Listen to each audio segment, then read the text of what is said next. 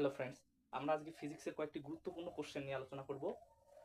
Railway exams এবং বিভিন্ন competitive exam যেখানে ফিজিক্স থেকে কোশ্চেন থাকে, এই কোশ্চেনগুলি তার জন্য গুরুত্বপূর্ণ। প্রতিটি কোশ্চেন করার সময় আমরা এই কোশ্চেন সম্বন্ধীয় বাকি যে সমস্ত বিষয়গুলি নজর দেওয়া উচিত বা বাকি কি কি কোশ্চেন থাকতে পারে সেগুলো আলোচনা করব। ফলে একটি কোশ্চেন নেওয়া হলে সেই কোশ্চেন সম্বন্ধীয় বাকি যেগুলো কোশ্চেন করানো দরকার সেগুলো করানো হবে। আচ্ছা, অন্তত একটা ভিডিও দেখার জন্য অনুরোধ করছি। একটি বল উপরের দিকে নিক্ষেপ করলে তার মোট শক্তি এখানে বলা হয়েছে বাড়ে, কমে নাকি একই থাকে। যখন আমরা বল উপরের দিকে তুলি, তো তার শক্তি বলতে এখানে মোট যান্ত্রিক শক্তির কথা বলা হয়েছে। যদি মোট যান্ত্রিক শক্তি বলে বা খালি শক্তি বলে, মোট শক্তি একই ব্যাপার। যান্ত্রিক শক্তি মানে হচ্ছে গতি শক্তি,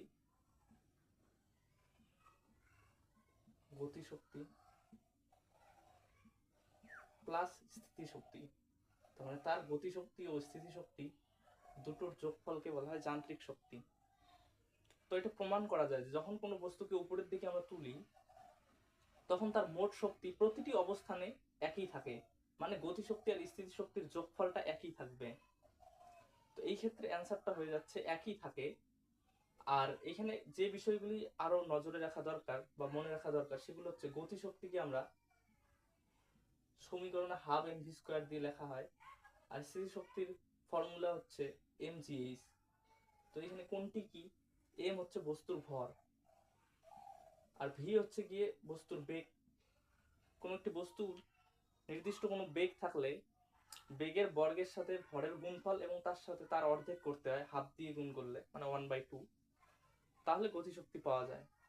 আর এমজিএইচ এ এম হচ্ছে বস্তুর ভর, জি হচ্ছে অভিকর্ষজ ত্বরণ, যেটা জানা দরকার যে এসআইতে 9.8 মিটার পার সেকেন্ড স্কোয়ার। তো এসআইতে এটার মান 9.8। আর উচ্চতা এইচ, এটা তো মিটারে থাকবে এসআইতে, যে কত মিটার উঁচুতে আছে বস্তুটি। তো যখন কোনো বস্তুকে উপরের দিকে তোলা হয়, দেখুন উচ্চতা ধীরে ধীরে বাড়তেছে, মানে শুরুতে উচ্চতা কিন্তু শূন্য, কারণ সেই বস্তুটি কেবল যখন ওঠার উপক্রম হয় তখন কিন্তু তার উচ্চতা শূন্য, মানে মাটি থেকে উচ্চতা শূন্য। তো উচ্চতা শূন্য হওয়ার কারণে সেই মুহূর্তে কিন্তু এইচ জিরো হওয়ার কারণে এই পুরো বাকি এম জি যাই থাক না কেন জিরোর সাথে গুণ হয়, এই পুরোটুক মানে স্থিতিশক্তি কিন্তু জিরো হয়ে যাবে।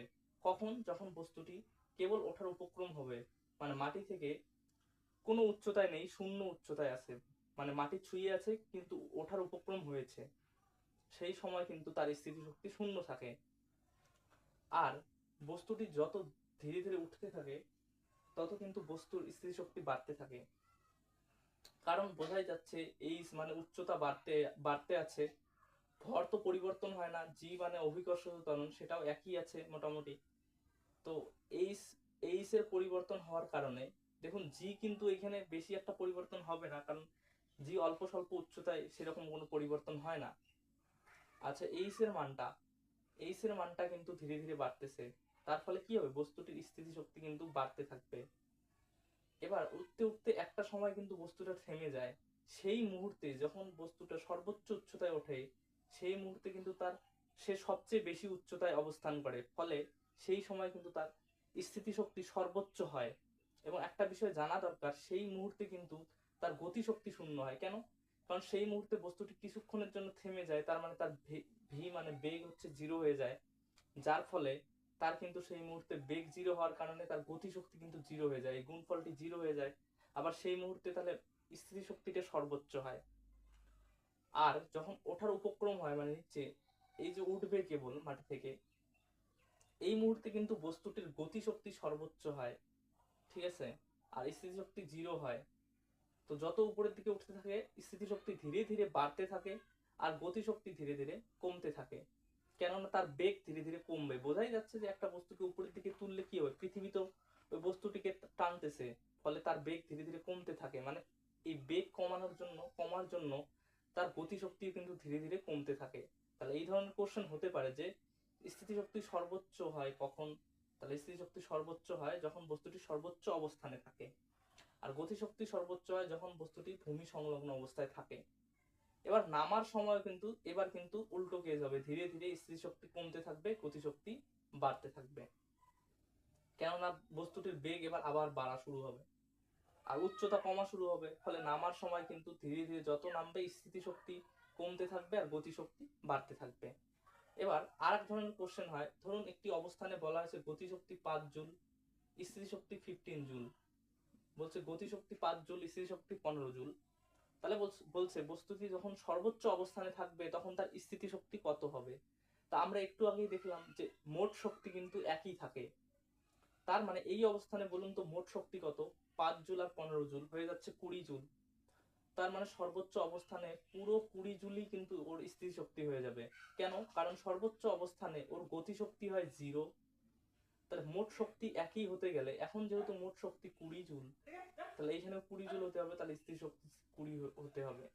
আবার সর্বনিম্ন অবস্থানে কিন্তু তার স্থিতিশক্তি 20 জুল, তার গতিশক্তি কিন্তু 20 জুল হয়ে যাবে।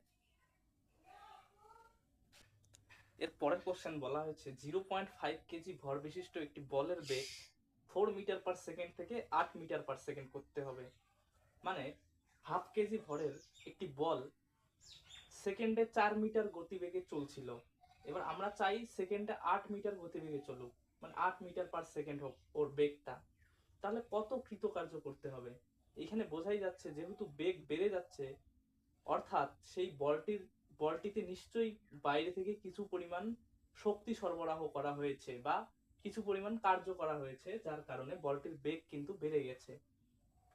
এবার এটা কি করে করতে হয়, যে বুঝতে হয় বা জানতে হয় কতটা কৃতকার্য করা হলো।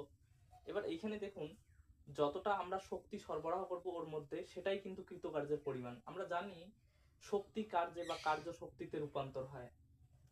তো এইখানে কৃতকার্য করা বলতে বোঝানো হয়েছে যে যেহেতু ওর বেগ বেড়ে যাচ্ছে তার মানে ওর মধ্যে গতিশক্তি বেড়ে যাচ্ছে। এবার এই গতিশক্তির পরিমাণটাই, কতটা গতিশক্তি বাড়তেছে সেই পরিমাণ শক্তির পরিমাণটাই হচ্ছে কৃতকার্য। মানে আমরা যে পরিমাণ কৃতকার্য করব সেটাই ওর মধ্যে ওর গতিশক্তিটা বাড়িয়ে দেবে। তো পরিমাণটা একই হয়। তার মানে আমাদের এখানে যদি আমরা বার করতে পারি যে ওর গতিশক্তির পরিবর্তন হলো কতটা, সেই পরিমাণটাই হবে আমাদের কৃতকার্য। তাহলে গতিশক্তি সূত্র হচ্ছে হাফ এম ভি স্কোয়ার, এটার ফর্মুলা। তো হাফ এম ভি স্কোয়ার, এবার শুরুতে গতিশক্তি তাহলে কত ছিল, শেষে ওর গতিশক্তি হয় হাফ এম মানে হচ্ছে ভর 0.5 ভি স্কোয়ার। এখানে জানা দরকার যে এককগুলো একটু চেক করে নিতে হবে। কেজি ভরের এসআই একক, এবার মিটার পার সেকেন্ডও হচ্ছে বেগের এসআই একক। এখানে মিটার পার সেকেন্ডেই দেওয়া আছে, অর্থাৎ সবকিছু এককগুলো এসআই এককে দেওয়া আছে, তাহলে কোনো অসুবিধা নেই। এবার হাফ, আর যদি একই এককে না দেওয়া থাকে, কোনোটা সিজিএস এ কোনোটা এসআই তে, তাহলে একই এককে কনভার্ট করতে হবে আগে। আচ্ছা, এখানে কোনো সমস্যা নেই। তাহলে হাফ এম ভি স্কোয়ার, এবার পরবর্তীতে বেগ হচ্ছে 8, ভি স্কোয়ার আছে, তো এইটা হচ্ছে পরবর্তীতে শক্তি, ওর গতি শক্তি। আর যখন যখন আমরা শক্তি সরবরাহ করিনি ওটার মধ্যে, তখন ওর শক্তি ছিল half M V square, V হচ্ছে 4 ছিল। তাহলে এই যে পরিবর্তন, এই যে ডিফারেন্সটা, শক্তির ডিফারেন্সটা, এইটুকুই হচ্ছে আমাদের কৃতকার্য। এইখানে এইটুকু তো একেবারে ইজি ক্যালকুলেশন। 0.5 আর হাফ কমন নিতে হবে, 8, 8 এর স্কোয়ার 64, এটা থেকে বাদ দিতে হবে। মানে এইটুক তো কমন যায়, এখানেও আছে এখানেও আছে, তো কমন নিলে 8 এর স্কোয়ার মাইনাস 4 এর স্কোয়ার, মানে 4 এর স্কোয়ার 16।